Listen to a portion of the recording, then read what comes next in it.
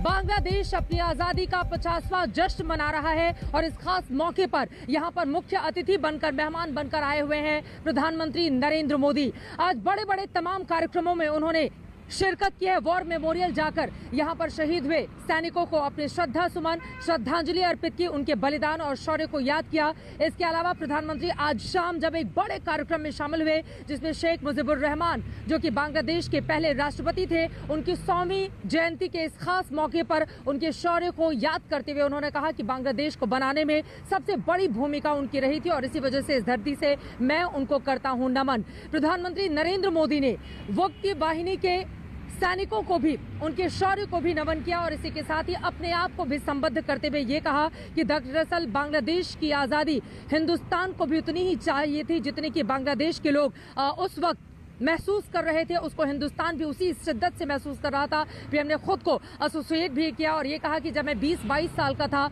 तो मैंने भी सत्याग्रह किया था ताकि बांग्लादेश को आजाद किया जा सके। किस तरह से दोनों देशों के रिश्तों को आगे बढ़ाने की कोशिश आज प्रधानमंत्री नरेंद्र मोदी की ओर से इसी धरती पर की गई है, उसको बताती हुई शंखनाद में हमारी ये रिपोर्ट देखिए।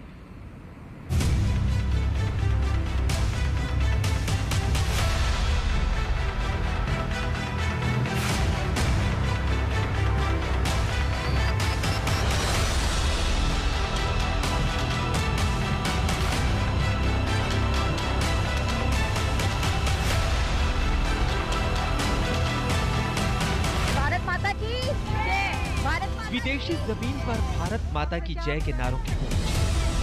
नमस्कार। ये उस जोश और उत्साह की झलक है जो प्रधानमंत्री नरेंद्र मोदी के बांग्लादेश दौरे को लेकर दिखाई दे रही है।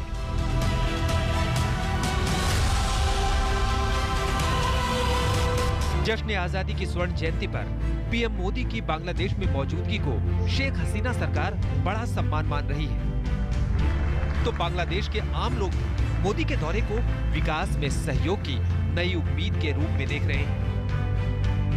ऐतिहासिक जुड़ाव के साथ साथ भारत भी पड़ोसी बांग्लादेश से मजबूत रिश्तों की अहमियत को समझता है और जानता है कि भाषा, कला, संस्कृति समेत कई साझी विरासत से जुड़े दोनों देश विकास की राह में अहम साझेदार हैं।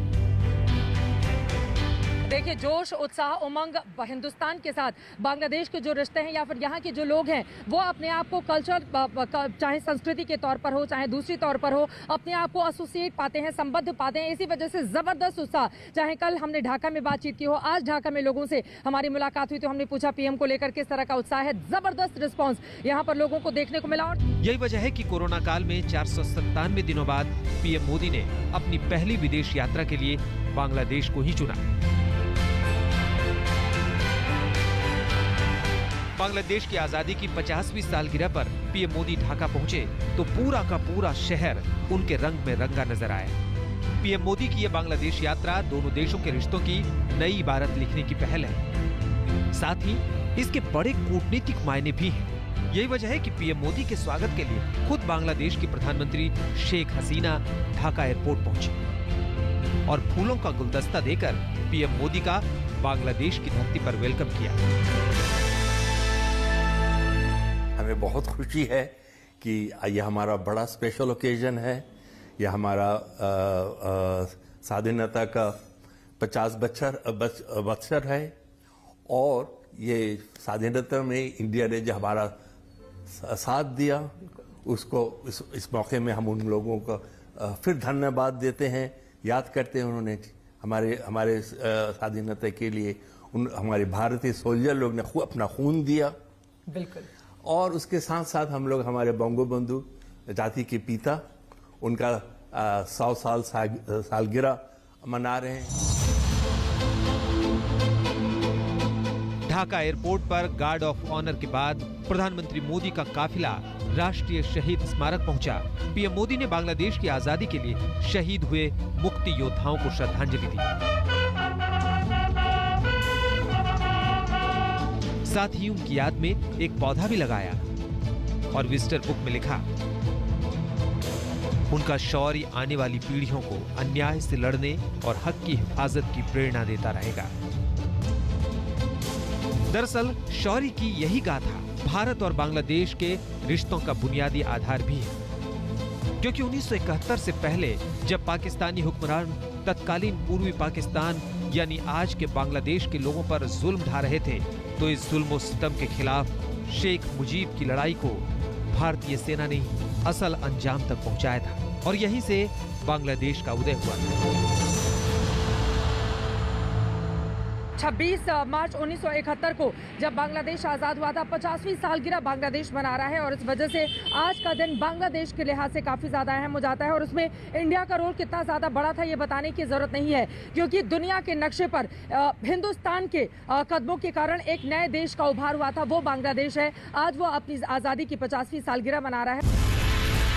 बांग्लादेश दौरे पर पहुंचे पीएम मोदी ने शेख मुजीबुर रहमान और महात्मा गांधी पर साझा प्रदर्शनी का भी शुभारंभ किया। बांग्लादेश के लिए ये साल इतिहास में मील का नया पत्थर है। अपने दौरे में पीएम मोदी ने बांग्लादेश के बड़े नेताओं और नामी हस्तियों से मुलाकात की। पीएम मोदी से मिलने वालों में बांग्लादेश के मशहूर क्रिकेटर शाकिब अल हसन भी शामिल रहे।